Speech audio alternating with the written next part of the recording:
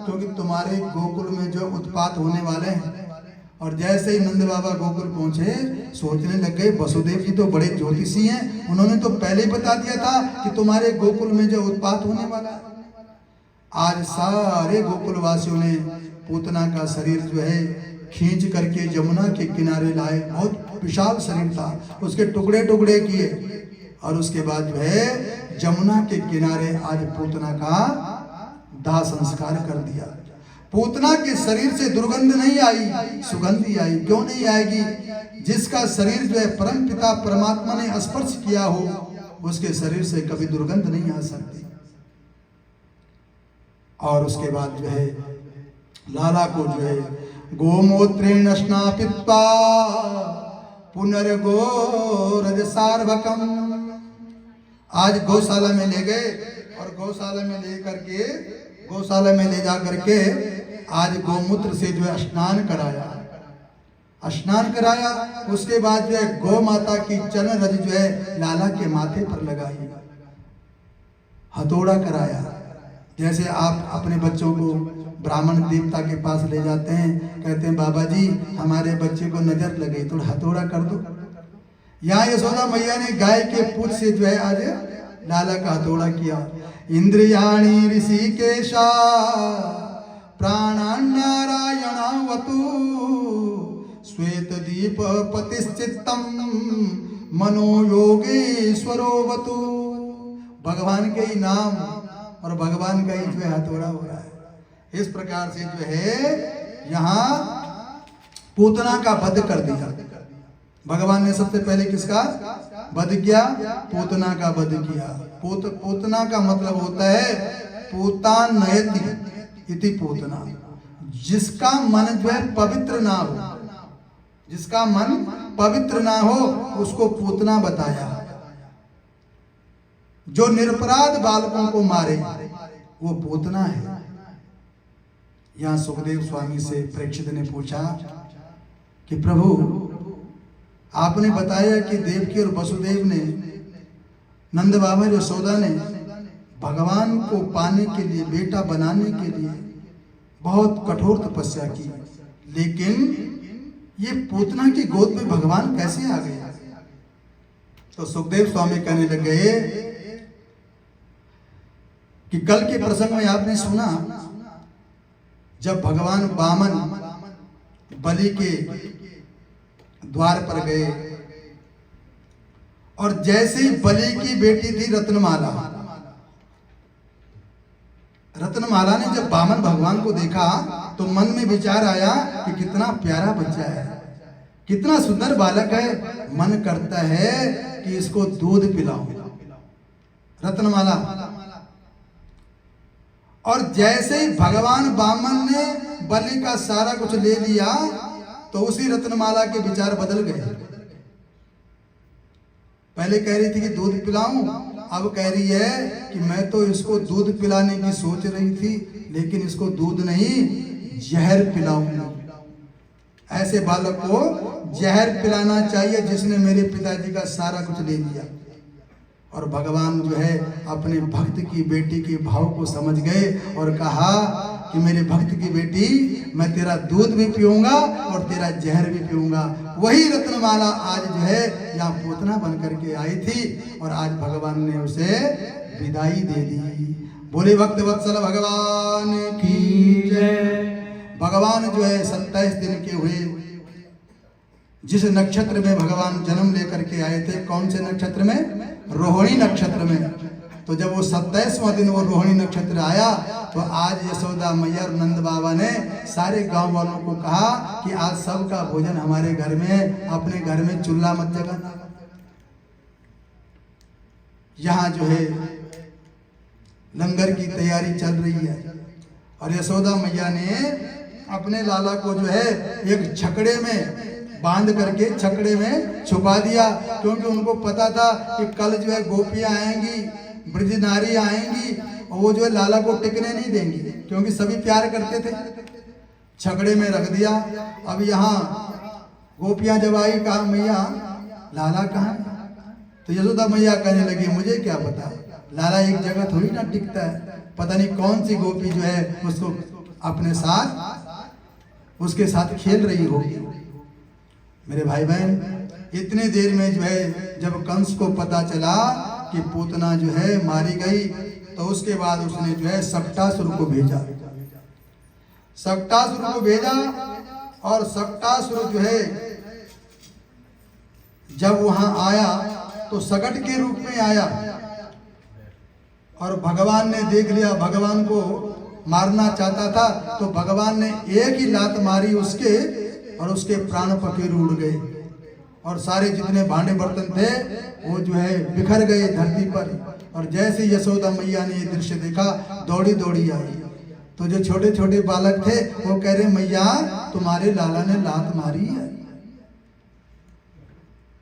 मैया को जो है विश्वास नहीं हुआ, तो मैया ने वहीं से जो है आज पुनः गौशाला ले गए और गौशाला में जो है पुनः आज गौरज से, गौमूत्र से पुनः स्नान कराया। गौरज जो है भगवान के माथे पर लगाया। इस प्रकार से जो है अब यहाँ कंस जो है भगवान को मारने के लिए दैत्यों को भेज रहा है। सकटासुर के बाद जो है तृणावर्त आया।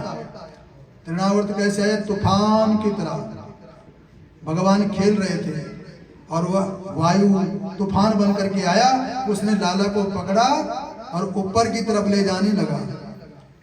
भगवान ने मन में विचार किया, कोई बात नहीं, ले चल, ऊपर भी मेरा लोक है, थोड़ी देर आराम कर लेंगे। और जैसे ही वो मथुरा की तरफ मुड़ने लगा तो भगवान ने उसका गला वहीं दबोचा और उसको भी जो है मुक्ति दे दी। बोले भक्तवत्सल भगवान की जय। और उसके बाद तृणावर्त का जो है वध किया भगवान ने और उसके बाद भगवान का नामकरण संस्कार हुआ। गर्गाचार्य को बुलाया नंद बाबा ने, कहा आप जो है हमारे बच्चों का नामकरण कर दो। तो गर्ग जी ने कहा था, यदु नाम आचार्य ख्यातश्च भूवि सर्वता सुतम मया संस्कृतम ते मन्यते देव की सुतम। कहा कि देखो मैं यदुवंशियों का आचार्य हूं, अगर इस बात का पता कंस को चल गया तो फिर पता नहीं कंस क्या करेगा। इसलिए अगर तुम मेरे द्वारा नामकरण कराना चाहते हो तो संक्षेप में करेंगे, गौशाला में जाएंगे और गौशाला में ही हम इनका नामकरण करेंगे। तो यशोदा मैया भी मान गई और नंद बाबा भी मान गए। आज चुपचाप जो है गौशाला में गए और भगवान का नामकरण करने लग गए। यहाँ गर्गाचार्य ने रोहिणी मैया की गोदी की तरफ जब देखा तो कहने लग गए, नंद बाबा अयम ही रोहिणी पुत्रो रमयन सुहृदो गुणै आख्यास्ते राम इति बलाधिक्यात् बलम विधु। कहा जो रोहिणी मैया की गोद में जो बालक है उसका नाम हम राम रखते हैं, लेकिन ये बल में अधिक होगा तो दुनिया वाले इसको बलराम के नाम से पुकारेंगे। यहाँ बलराम जी का नाम करण हो गया, दाऊ जी का नाम जो है बलराम रखा गया। अब जैसे ही यशोदा मैया की गोदी की तरफ गर्गाचार्य ने देखा तो आज अपना नाम भूल गए, अपना ही नाम भूल गए। बाबा ने कहा, गुरुदेव कहाँ खो गए हो? झटका सा लगा और फिर जो है यशोदा मैया की तरफ देखा। कहने लगे, नंद बाबा बहुनि सन्ति नामानि रूपाणि च सुतस्य ते गुणकर्मान् रूपाणि तानि हम वेद नो जना। कहा जो यशोदा जी की गोद में है ना, बहु संत नामानी, इनके दो जो है कई नाम होंगे। कोई कन्हैया बोलेगा, कोई कृष्ण बोलेगा, कोई कन्हुआ बोलेगा, कोई माधव बोलेगा, कोई केशव बोलेगा। इस प्रकार से जो है कई नाम होंगे। कोई कहे गोविंद, कोई गोपाला, मैं तो कहूँ सांवरिया बांसुरी वाला। कोई कहे गोविंद, कोई गोपाला, मैं तो कहूँ सांवरिया बांसुरी वाला। यहाँ गर्गाचार्य करने का गई ना। राधा ने श्याम कहा, मीरा ने गिरधर। राधा ने श्याम कहा, मीरा ने गिरधर। कृष्णा ने कृष्ण कहा, कुब्जा ने नटवर। कृष्णा ने कृष्ण कहा, कुब्जा ने नटवर। बालों ने तुमको पुकार गोपाला, मैं तो कहूँ सावरिया बांसुरी वाला। मैं तो कहूँ सावरिया बांसुरी वाला। कोई कहे गोविंद, कोई गोपाला, मैं तो कहूँ सावरिया बांसुरी वाला।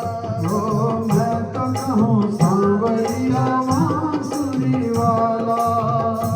अब जो है भगवान का नामकरण हुआ और उसके बाद जो है भगवान कुछ बड़े हुए। अब जो है भगवान हाथ और घुटनों के बल चलने लगे और एक दिन जो है भगवान अपने घर में ही चले गए, माखन गृह में। माखन गृह में गए, वहाँ एक खंबा था, खंबे पर जो है अपनी छवि को देख रहे हैं और मटकी पड़ी थी वहां पर, और मटकी में हाथ डाला और माखन खाने लग गए और अपनी छवि को देख रहे हैं। कह रहे भैया तू भी आया है, लाला तू भी आया, खा ले फटाफट खा ले। अगर मैया आएगी ना तो तुम्हें भी दंड देगी और मुझे भी दंड देगी। जब यशोदा मैया के कानों में ये बात पड़ी कि लाला किससे बात कर रहा है, दौड़ी दौड़ी जो है माखन गृह में आए और कहा, लाला क्या कर रहे हो? कन्हैया कहने लग गए, मैया देख हमारे घर में ना एक माखन चोर आया हुआ है, ये जो है माखन खा रहा है। मैं इसको समझा रहा हूं कि भैया तू माखन मत खा, लेकिन ये मेरे को उल्टा डरा रहा है। यशोदा मैया ने देखा आज लाला को जो अपने हृदय से लगाया, कहा लाला ये कोई और नहीं, अरे ये तो तू ही है, ये तेरी परछाई है। इस प्रकार से जो है यहाँ माखन चोरी भगवान ने प्रारंभ कर दिया। जब गोपियों को यशोदा मैया ने कहा कि अब तो लाला जो है अपने आप ही माखन खाने लग गया, मुझे खिलाने की जरूरत नहीं है, तो गोपियों के मन में भी बात आई कि लाला क्या तू यशोदा जी का ही माखन खाएगा, हमारे घर में नहीं आएगा? तो भगवान समझ गए। गोपियों ने प्रार्थना की, कदी साड़ी गली बिया ओ बंसरी वालड़िया, कदी साड़ी गली बिया ओ बंसरी वालड़िया, साड़ी घर तेरा पा ओ बंसरी वालड़िया, साड़ी घर भी तेरा पा बांसुरी वालड़िया।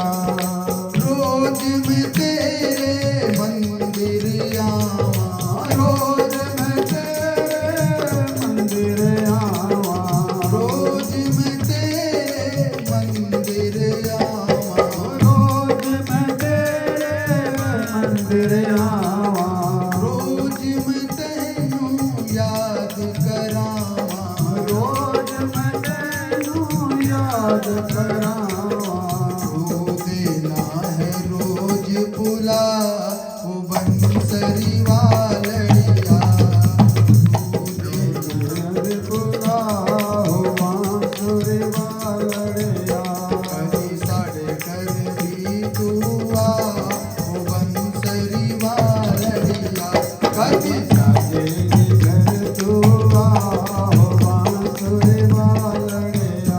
अर्जुन मांगू कोल बिठा के, अर्जुन मांगू कोल बिठा के, अर्जुन मांगू कोल बिठा के, अर्जुन मांगू कोल बिठा के, मांग सुदामा गल न लला के, मांग सुदामा गल न लला के। कुछ सुन कुछ अपनी सुना ये बंसरी वालड़िया, कदी साड़ी गली बिया ओ बांसुरी वालड़िया। वालड़िया साढ़े घर तेरा पास बांसुरी वालड़िया प्यार तेरे दीपुख वे श्यामा प्यार तेरे दीपुख वे श्यामा दे दर्शन दा सुख वे श्यामा के दर्शन का सुख वे श्यामा कदी साढ़े प्यास बुझा बंसरी वालड़िया कदी साढ़े कभी विजया बांसुरी वालड़िया बंसरी वालड़िया कभी साड़ी कभी विजया बांसुरी वालड़िया जब यशोदा मैया ने अपने लाला की बात जो है गोपियों से बताई तो गोपियों के मन में ये चाहत आए कि लाला कभी तुम हमारा माखन भी खाओगे। और जिस दिन लाला नहीं आते थे उस दिन जो शिकायत के बहाने जो है नंद बाबा के घर में पहुंचती और यशोदा मैया को शिकायत लगाती लाला को।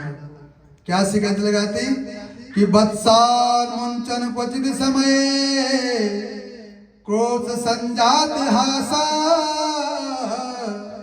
स्तेयं स्वाद्वत्य दधिपय कल्पिते स्तेय योगै स्तेयं स्वाद्वत्य दधिपया कल्पिते स्तेय योगै मरकान् भोक्षन् विभजति सा चेनाति भाण्डं भिनत्ति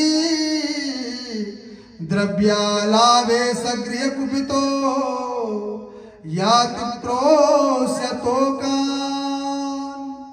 गोपियां जो है यशोदा मैया से शिकायत करती कि तेरा लाला जो है हमारे घर में आकर के उत्पात मचाने लग गया। यशोदा मैया ने कहा कि मेरी बहनों क्या करता है बताओ तो सही। कहा हमारे घर में आकर के बछड़ों को पहले ही छोड़ देता है। जब हम दोहने जाते हैं ना तो उससे पहले ही जो है बछड़ों को सारा का सारा दूध पिला देता है। यशोदा मैया ने कहा इसमें मेरा लाला बुरा क्या करता है। जिसका अधिकार है तो उसको दूध पीना चाहिए कि नहीं पीना चाहिए। पहला अधिकार जो बछड़े का है, लेकिन हम लोग क्या करते हैं पहला अधिकार जो है अपना मान बैठते हैं। शिकायत लगाई, कहा कि अगर इसको घर में कुछ माखन ना मिले तो हमारे भांडे बर्तन जो है फोड़ देता है, फेंक देता है। अगर ये माखन खाए तो हमें कोई दुख नहीं है, लेकिन ये क्या करता है माखन को ले जा करके मरकान भोक्षण बंदरों को खिला देता है। बंदरों को क्यों खिलाया? क्योंकि भगवान ने मन में सोचा कि जब मैं रामा अवतार में त्रेता युग में आया था तो बांदरों ने जो है मेरी बहुत सेवा की है, बहुत सहायता की है। इसलिए द्वापर में जो है आज भगवान कन्हैया ने उस बदले को चुकाने के लिए आज बंदरों को माखन खिलाया करते थे। माखन खिलाया। इस प्रकार से जो है यहाँ गोपियों ने शिकायत दर्ज करवा दी माँ यशोदा के पास। और यशोदा मैया कहने लग गई देख गोपियों मेरे बेटे का बदनाम वैसे वैसे मत करना। हमारे घर में जो है 9 लाख गैया हैं, हमारे यहाँ माखन की कमी नहीं है। अगर तुम्हारे घर में जो है मेरा लाला माखन चुराने आता है ना तो पकड़ करके लाना, तब मैं तुम्हारा विश्वास मानूंगी। मेरे भाई बहन एक गोपी बहुत चालाक थी, उसका नाम था प्रभावती। उसने कहा कोई बात नहीं, वो समय भी आ जाएगा। उस गोपी का देवर जो है भगवान का मित्र था, सखा था। तो उसके गोपी के देवर ने भगवान को कहा कि मेरी भाभी तुम्हें चैलेंज कर रही थी, सभी गोपियों के सामने कह रही थी कि तुम्हारे घर में न जाने वो कन्हैया कैसे आ जाता है, जरा मेरे घर में आकर के देखे, हमारा माखन खा करके देखे, बताऊं मैं उसे। जब इस प्रकार से उस प्रभावती के देवर ने भगवान को कहा तो भगवान ने कहा कल जो है तुम्हारे घर में जाएंगे, कल जो तुम्हारे घर में ही छापा मारेंगे। और उस गोपी को पता चल गया कि कन्हैया जो है कल हमारे घर में अपनी बाल टोली को लेकर के आ रहे हैं। देखो तो सही कैसे ये माखन खाते हैं। तो जैसे ही घर में पहुंचे, उस गोपी ने क्या किया, बाहर से सांकल लगा दी और अपने आप जो है गमांड में पड़ोस में बैठ गई, देख रही है कि कैसे जाते हैं अंदर। तो उसी समय जो है भगवान ने कहा श्री रामा को जाओ उखल लेकर के आओ। सब गोप उखल लेकर के आए, उसको उल्टा किया, उसके ऊपर एक गोप और गोप के कंधे पर जो है भगवान चढ़े। और क्योंकि छीके पर जो है माखन लटकाया होता था, और भगवान ने जैसे वो छीका पकड़ा दोनों हाथ से, इतनी देर में वो गोपी आ गई। जितने भी नीचे के गोप थे सारे के सारे भाग गए और भगवान वहां टंगे के टंगे रह गए। प्रभावती ने कहा कि तुम्हारी माँ कहती थी कि पकड़ करके लाओ, आज जो है सबूत भी मिल जाएगा तुम्हारी माँ को। आज प्रभावती ने कन्हैया को नीचे उतारा और अपने घर से बाहर हो गई, घूंघट निकाला और जा रही है नंदालय की तरफ। उस गोपी का छोटा बच्चा था, वो भगवान का सखा था, वो वहां मिट्टी में खेल रहा था। उसने देख लिया कन्हैया को और इशारों में बात करने लगा, कन्हैया आज सुबह सुबह मेरी माँ के पीछे कहाँ जा रहे हो? कन्हैया ने कहा कि तेरी माँ जो है मुझे मथुरा लेके जा रही है पेड़ी खिलाने के लिए। पेड़ी खिलाने के लिए? कन्हैया मैंने तो सुबह से कुछ नहीं खाया, मुझे तो भूख लग रही है। तो कन्हैया ने भी इशारे में कह दिया कि आजा मेरे मित्र, मेरा तो पेट भरा हुआ है, लेकिन तेरी माँ जबरदस्ती कर रही है, आजा तू ही खा लेना मथुरे के पेड़े। वो आया, भगवान ने कहा कि गोपी कब से तुमने मेरा ये हाथ पकड़ रखा है, मेरे हाथ में ना दर्द हो रहा है, इसलिए ये हाथ छोड़ करके तुम मेरा दूसरा हाथ पकड़ो ना।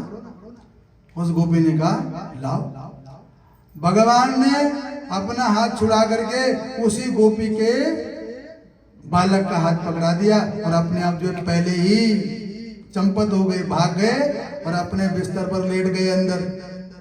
और वो गोपी जो है इतनी देर में वो गोपी भी पहुंच गई। जोर से आवाज लगाई, यशोदा कहाँ हो? तुम कहती थी पकड़ करके लाना, लो आज तुम्हारे लाला को हम पकड़ करके लाए। यशोदा मैया बड़ी मोटी थी, धीरे धीरे आई और कहने लगी क्या बात है गोपी, सुबह सुबह इतनी जोर से क्यों चिल्ला रही है? उस गोपी ने कहा देख आज मैं तेरे लाला को पकड़ करके लाई, सुबह सुबह हमारे घर में आ गए माखन खाने के लिए।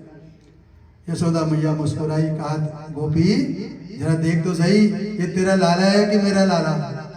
और जैसे उस गोपी ने देखा बड़ी शर्मिंदा हुई। तो इस प्रकार से जो भगवान ने माखन लीलाएं की है। एक बार लाला अपने मित्रों के साथ खेल रहे थे और भगवान ने थोड़ा मिट्टी की रज निकाली और अपने मुख में डाल दी। और जैसे ही भगवान के मित्रों ने देखा, दौड़े दौड़े माँ यशोदा के पास गए, कहा मैया तेरा लाला ने माटी खाई है, मिट्टी खाई है।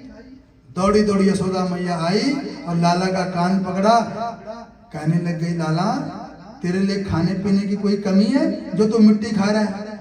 कहीं तो पिछले जन्म में सुअर तो नहीं था? भगवान मुस्कुराए कि माँ ने सही पहचाना, सुअर का भी मैं अवतार ले चुका हूं। कहा तूने मिट्टी खाई है?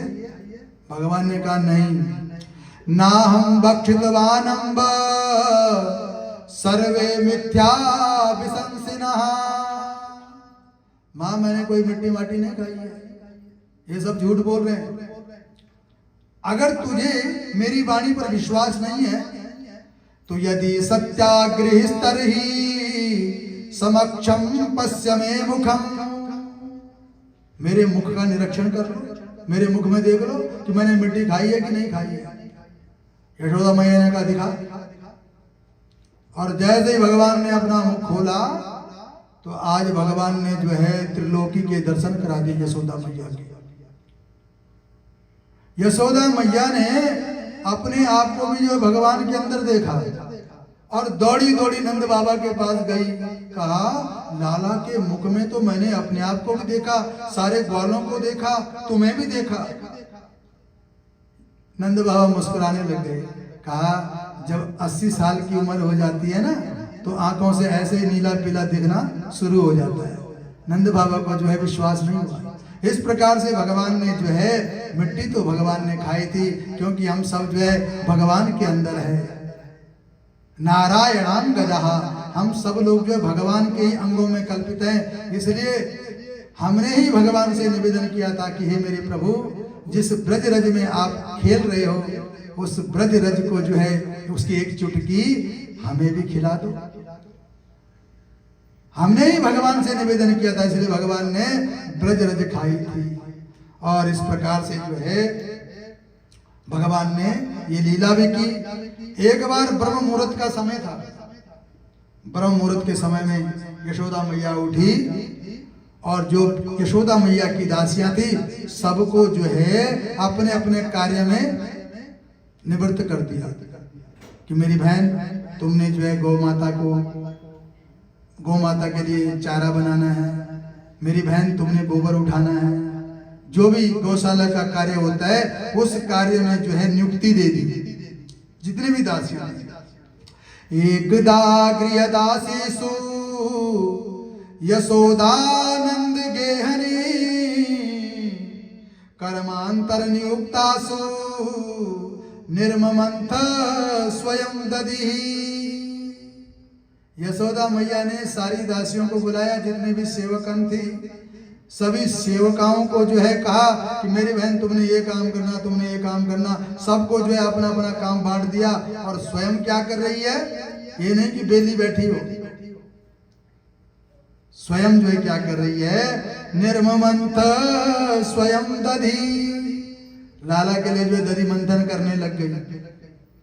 दधी मंथन करने लगी तो आज लाला की बचपन की लीलाओं को याद कर रही है, याद कर रही है और भजन गाने लग गई, कीर्तन गाने लग गई। जरा इतना बता दे काना, तेरा रंग काला क्यों। जरा इतना बता दे श्यामा, तेरा रंग काला क्यों। ना बता दे श्यामा, तेरा रंग काला क्यों। तू काला होकर भी जग से निराला क्यों। काला होकर भी जग से निराला क्यों। आज यशोदा मैया भगवान के पूर्व चरित्रों को जो है मन में याद कर रही है। मेरे भाई बहन, कीर्तन हो रहा है और कीर्तन में अगर ढोलकी ना बजे, सुखदेव स्वामी कह रहे हैं परीक्षित को, ब्रह्म मुहूर्त में जो है दधि मंथन हो रहा है। अगर दधि मंथन हो रहा है तो अगर कीर्तन चल रहा है, तो कीर्तन में अगर ढोलकी ना बजे तो कीर्तन अधूरा माना गया। सुखदेव स्वामी परीक्षित को कह रहे हैं कि मां यशोदा के उस कीर्तन में ढोलकी भी बज रही थी। तो क्या कौन कहां से आ गई ब्रह्म मुहूर्त में ढोलकी। एकदा गृह दासीसु यशोदानंद गेहनी कर्मांतर नियुक्तासु निर्ममंत स्वयं दधी। यानि यानि गीतानि तद बाल चरितानि च दधि निर्मंथने काले स्मरन्ति तान्यगायत। दधि मंथन हो रहा है और भगवान की बाल लीलाओं का चिंतन हो रहा है। गोविंद गोविंद गाइए रे, गोविंद गोविंद गाइए रे, भजो राधे गोपाल कृष्ण गाइए रे। गोविंद गोपाल गाइए, भजो राधे गोविंद भजो गाइए। ओ मुरली मनोहर गाइए रे, बोलो नंद के लाल नित गाइए रे। मुरली मनोहर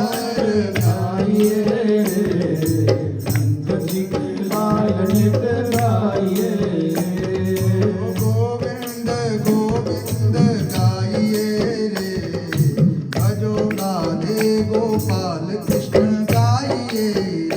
जय राधे गोपाल कृष्ण गाइए रे। माँ यशोदा जो है कीर्तन कर रही है ब्रह्म मुहूर्त में, और सुखदेव स्वामी कह रहे हैं जब कीर्तन गा रही थी तो उस समय जो है ढोलकी भी बज रही थी। तो ढोलकी कहाँ से आ गई? सुखदेव स्वामी कहते हैं क्षौमंबासं श्रम भुज चलित कंकणो कुंडले च। जब दधि मंथन कर रही थी तो मथानी ने और मटके ने जो है ढोलक का रूप धारण कर लिया है ना। जब दधि मंथन कर रही है तो मथानी और ढोलकी ने जो घड़ा था तो जब रगड़ की आवाज आ रही थी तो उसने जो ढोलकी का स्वरूप धारण कर लिया। यहाँ सुखदेव स्वामी कहते हैं कि केवल ढोलकी बजे, छैने ना बजे तो भी वो कीर्तन जो है अधूरा माना गया। और माँ यशोदा के उस कीर्तन में छैने भी बज रहे थे। वो छैने कहाँ से आ गए? क्षौमंबासाश्रम भुज चलत कंकणो कुंडले च। जब माँ दधि मंथन कर रही थी तो माँ के हाथों में जो है कंगन पहने हुए थे और उन कंगनों में जो है घुंघरू लगे हुए थे। और जब माँ दधि मंथन कर रही थी तो जो घुंघरू थे उन घुंघरों ने जो है छेड़ों का काम कर दिया। का केवल जो है ढोलकी बजे, छैने बजे, अगर कोई नृत्य ना करे तो भी वो कीर्तन जो है अधूरा माना जाता है। सुखदेव स्वामी कह रहे हैं कि माँ यशोदा के उस कीर्तन में कोई नृत्य भी कर रहा था। कौन नृत्य कर रहा था? क्षौमंबासं श्रम भुज चलित कंकणो कुंडले च। जब माँ यशोदा दधि मंथन कर रही थी तो माँ के कानों में जो है कुंडल पहने हुए थे और वो कुंडल जो हिल नहीं रहे थे। वो माँ के कीर्तन को सुन करके जो है वो नृत्य कर रहे थे, नाच रहे थे। और जब जड़ और चेतन एक हो जाए तो फिर परमात्मा जो है दूर नहीं रहते। कन्हैया उठ करके आए ब्रह्म मुहूर्त के समय में, गोदी में बिठाया और माँ यशोदा को पता चल गया कि लाला को भूख लग गई है, इसलिए उठ करके आया होगा। अपना दूध जो है लाला के मुख में रखा, दूध पिलाने लग गई। और यहाँ चूल्हे पर जो है पद्मनंदा गाय का दूध रखा हुआ था। और जैसे ही दूध सोच रहा था कि आज मैं अपने ठाकुर के काम आऊंगा, जैसे ही लाला उठेंगे तो मेरा पान करेंगे। और जैसे उस गाय के, पद्मनंदा गाय के दूध ने देखा लाला तो माँ का दूध पी रहे हैं, मुझे तो पान नहीं करेंगे। तो आज उस दूध ने मन में सोचा कि जो राम का नहीं वो किसी काम का नहीं। आज जो है उबल गया, वो उबला नहीं। सुखदेव स्वामी कहते हैं उसने छलांग लगा दी कि जब मैं राम के, जब मैं श्याम के काम नहीं आया तो मेरा कोई काम नहीं है। और जैसे ही वो दूध उबला और माँ की नजर पड़ी और माँ ने जो है आज कन्हैया को एक तरफ फेंक दिया और तुरंत जो है दूध को बचाने के लिए चली गई। कई बार होता है, कई बार बहनें चूल्हे पर दूध रख करके आ जाती हैं, काम लग जाती हैं और जैसे ही याद आता हो मैंने चूल्हे पर दूध रखा हुआ है, चाहे हाथ में कपड़ा हो चाहे ना हो, फटाफट जो है दूध को उठा करके एक तरफ रख देती है, अपने हाथ जलने की भी परवाह नहीं करती। यहाँ भगवान ने सोचा कि न जाने में बड़े बड़े योगी जो है मेरे दर्शनों के लिए, मुझे अपनी गोदी में बिठाने के लिए कितने जन्म जन्मांतर की तपस्या लगा लेते हैं, फिर भी मैं उनकी गोदी में नहीं बैठता। माँ तेरा मन अभी संसार में है, जहां तेरा मन फंसा हुआ है आज मैं उस संसार को समाप्त कर दूंगा। वहां पर एक छड़ी पड़ी थी, भगवान ने एक छड़ी उठाई और जितने भी घी दूध की जो मटकियां थी सबको फोड़ दी। और जैसे यशोदा मैया ने इधर देखा तो कमरे में जो है आज दूध दही मक्खन की नदियां बह रही हैं। यशोदा मैया को क्रोध आया कि लाला बड़ा उपद्रवी हो गया, इसको अब समझाना पड़ेगा, डांटना पड़ेगा। मेरे भाई बहन, कई लोग जो बच्चों को जो भी करते हैं वो करने देते हैं। शास्त्र कहता है बच्चे को हमेशा जो है लाडियेत 5 वर्षाणी 10 वर्षाणी ताड़िये प्राप्ते खोडसे वर्षे पुत्रम मित्रम बदाचरे। बच्चे को जो है 5 साल तक खूब लाड प्यार करो। अगर बच्चा गलत रास्ता में जाता है तो 10 साल तक उसको ताड़ना, उसको आंखों से डराओ। ये नहीं कि थप्पड़ मारो, आंखों से डराओ, समझाओ उसको। और जैसे ही बच्चा 16 साल का हो जाए तो पुत्रम मित्रम बदाचरे, पुत्र को जो है मित्र के समान रखो, उससे विचार विमर्श करो, ये शास्त्र कहता है। तो यहाँ आज जो है यशोदा मैया ने कहा ये तो बड़ा उपद्रव करने लग गया, अब इसको सजा देनी पड़ेगी। वहां पर एक छोटी सी सोटी पड़ी थी, आज वो सोटी उठाई और कन्हैया ने देख लिया कि माँ जो है मुझे मारना चाहती है। कन्हैया जो है माँ के सामने से भाग गया। यशोदा मैया जो है पीछे पीछे और कन्हैया आगे आगे। जब काफी दूर चले गए तो यशोदा मैया थक गई और कन्हैया ने देखा कि माँ तो पसीना पसीना हो गई। कन्हैया को दया आई, कन्हैया वहीं रुक गई। माँ ने पकड़ा कन्हैया का हाथ, ले आए अपने आंगन में। वहां पर जो है एक वृक्ष था, वृक्ष का जोड़ा, यमलार्जुन का वृक्ष का जोड़ा, और आज जो है बांधने लग गई कन्हैया को। जितनी भी रस्सियां घर में पड़ी थी सारी की सारी रस्सियां खत्म हो गई। भगवान ने कहा, लाला ने कहा, मैया तू क्या करना चाहती है? यशोदा ने कहा कि मैं तुझे बांधना चाहती हूँ, आज मैं तुम्हें बांधने वाली सजा दूंगी, तुम बहुत शरारती हो गए हो। कन्हैया ने कहा, माँ जिन रस्सियों से तुम मुझे बांध रही है ना, इन रस्सियों से नहीं बनता मैं, क्योंकि इन रस्सियों से तो जानवर बनते हैं। इन रस्सियों से जो है जानवर बंधन में आते हैं, मैं इन रस्सियों से नहीं बनता। तो यहाँ यशोदा मैया ने कहा कि तुम कौन सी रस्सी से बांधना चाहते हो, बताओ कौन सी रस्सी से बंधना चाहते हो? तो कहा मैं तो प्रेम की रस्सी से बंध जाता हूँ, प्रेम की रस्सी से। यशोदा मैया ने कहा मैं तो तुझे इन्हीं रस्सियों से बांधूंगी। तदपि द्विउंगलं न्यूनं यद्ददात बंधनं।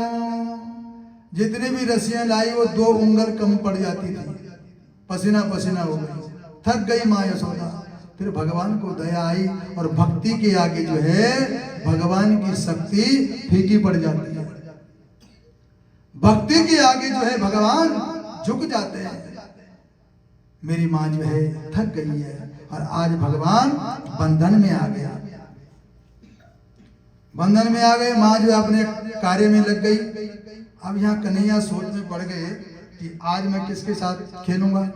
वहां पर उखल पड़ा था, उसको ही जो उल्टा किया और दोनों पेड़ों में के बीच में फंसाया, एक झटका दिया और वहीं से जो है वो 2 पेड़ जैसे ही गिरे, उनकी जड़ से जो है 2 पुरुष प्रकट होकर के आए। एक का नाम था नलकूबर और दूसरे का नाम था मणिगिरी। उन्होंने जो है भगवान का स्तवन किया। भगवान ने पूछा, भैया तुम कौन हो? उन्होंने कहा, महाराज हम कुबेर के बेटे हैं। तो वृक्ष योनि में कैसे आए? कहा, महाराज एक बार हम अपने पत्नियों के साथ तालाब में स्नान कर रहे थे और उसी रास्ते से नारद जी आ रहे थे। तो हमारी पत्नियों ने तो जैसे ही नारद जी को देखा फटाफट जो गई पहाड़ की ओट में वस्त्र पहन करके आई और नारद जी को प्रणाम किया। लेकिन हम दोनों जो है एक टक से नारद जी को देखते रहे। हमने नारद जी से कोई पर्दा नहीं किया, ना ही उनको नमस्कार किया। नारद जी ने हमें साफ दे दिया कि तुम तो एक वृक्ष की तरह खड़े हो, जाओ वृक्ष योनि में चले जाओ। जब नारद जी ने हमें साफ दिया तो हम तुरंत जो है नारद जी के चरणों में गिर गए। कहा, महाराज साफ तो आपने दे दिया, लेकिन हमारा उद्धार कैसे होगा? तो नारद जी ने कहा था कि द्वापर में जो है कन्हैया के हाथों से तुम्हारा उद्धार होगा। हमने तो आपको पहचान लिया महाराज। तो आज दोनों जो है दोनों का भगवान ने उद्धार किया। तो उन्होंने कहा कि महाराज हमें ऐसी जगह भेज दो जहां कानों को आप कोई कथा सुनने के लिए मिले, यानी हमारे हाथ पैर जो है आपकी सेवा में लगे रहे। वरदान मांगा उन्होंने कि वाणी कथानुकस वाणी गुणानुकतने श्रवणो कथाया हस्तोच कर्म सुमना स्तव पाद योर्ना स्मृत्या शिरस्तव निवास जगत प्रणामे दृष्टिं सतां दर्शने स्तु भवत्तनूना। इस प्रकार से उन्होंने कन्हैया से वरदान मांगा कि प्रभु हमें जो है वरदान ऐसा दो कि हमारी वाणी जो है आपका यशोगान गाए, कान जो है आपकी कथा सुने, हाथ जो है सेवा करे और पैर जो है तीर्थों में विचरण करे। इस प्रकार से उन्होंने वरदान मांगा। भगवान ने कहा जाओ तुम उत्तराखंड की तरफ चले जाओ, वहीं जो है मेरा भजन करते रहना। इस प्रकार से जो है भगवान ने आज कुबेर के बेटों का उद्धार किया, नलकूबर और मणिग्रीव का, और वो उत्तराखंड की तरफ चले गए। ये लीला जो है भगवान ने कार्तिक के महीने में की थी, क्योंकि भगवान के पेट के साथ जो है दाम रस्सी बांधी गई थी, इसलिए भगवान का एक नाम क्या पड़ा, दामोदर। बोले दामोदर भगवान की जय हो। इस प्रकार से जो है अब भगवान बड़े हुए हैं, 3 वर्ष के हो गए भगवान, और भगवान अब बछड़े चराने जाने लगे मित्रों के साथ। एक बार जो है माताओं ने भोजन दिया था कि बेटा जब भूख लगेगी तब तुम लोग खा लेना। दोपहर का समय हुआ, भगवान अपने मित्रों के साथ जो है टोली बना करके बैठे और भोजन करने लगे। भगवान सबका भोजन चख रहे हैं। दिखा मेरे मित्र, तुम्हारी माँ ने तुम्हारे लिए क्या भेजा, कड़ी चावल बहुत सुंदर है, मुझे भी खिलाओ, राजमा चावल बहुत अच्छा है, और